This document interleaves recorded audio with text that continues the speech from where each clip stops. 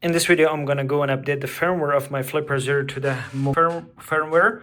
I'm gonna put the link of this website on the description of the video. So it's pretty simple. I'm gonna just go and click on install, and it says you have to connect.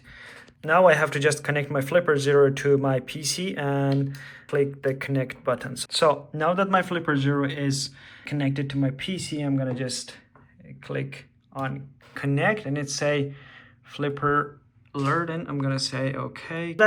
It's connected. That it's pretty simple to install it. Just click the flush button there, and now just load the firmware. So now it's loading the firmware files onto the flipperzero. We should just wait for a few minutes to done, and I will get back to you when it's done. Just remember that when it's loading the firmware, do not disconnect your flipperzero from your PC. It's gonna disturb the installation. So now update is in progress. Here you can see on my flipperzero as well that the momentum is being installed on this flipperzero. So now we just have to wait for it to finish. It's almost done. Let me zoom a little bit here. So it's the extracting the resources at 8% done. So it's gonna just take, I think, a few more minutes to finish. So as you can see, the momentum is being installed here.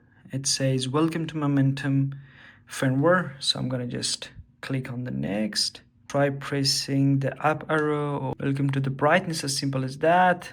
Those are the functionalities of this firmware. Okay, next, then now go ahead, explore your new system, and I'm gonna say okay. Now the momentum is successfully installed on the flipperzero. I'm gonna experiment a few things on this, and we'll share it with you as well. So thanks for watching, and if you're planning to pass your EJPT exam on first attempt, make sure to watch the following video on the right or left side of this video, and see you in the next video.